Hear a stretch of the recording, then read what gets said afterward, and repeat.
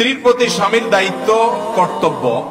এক নম্বর কর্তব্য হলো স্ত্রীর তার যে মৌলিক প্রয়োজন আছে, তার যে জৈবিক প্রয়োজন আছে, তার ভরণ পোষণের ব্যবস্থা করা, তার জন্য নিজের সাধ্য অনুপাতে উত্তম রিজিকের ব্যবস্থা করা, থাকার ব্যবস্থা করা এবং তার শারীরিক প্রয়োজন পূরণ করা, তার অন্যান্য যত মানুষ হিসেবে প্রয়োজন আছে সে বেঁচে থাকার জন্য প্রয়োজনগুলো পূরণ করা। বিশেষ করে গ্রামাঞ্চলের জন্য একটা কথা বিশেষ প্রযোজ্য, যৌথ ফ্যামিলিতে যারা থাকেন, স্ত্রীর অধিকারের মধ্যে থেকে ফুকাহারা উল্লেখ করেছেন একটা অধিকার হলো তাকে একটা কক্ষ দিতে হবে যাতে করে স্বাধীনভাবে সে সেখানে যেতে পারে, আসতে পারে, চলাফেরা করতে পারে, কেউ সেখানে ডিস্টার্ব না করে।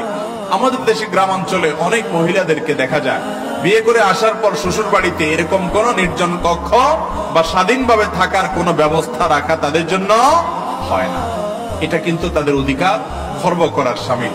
এর পাশাপাশি একজন স্ত্রীর সাথে সুন্দর আচরণ করা এটাও তার অধিকার। আল্লাহ বলেছেন আশিরুহুন্না বিল মারুফ, মেয়েদের সাথে বউদের সাথে তোমরা সুন্দর এবং যথাযথ আচরণ করো। এটা আল্লাহ তাআলার নির্দেশ, অর্ডার, ফরজ, যার কারণে সে বিষয়টিও মেয়েদের অধিকার এবং হক।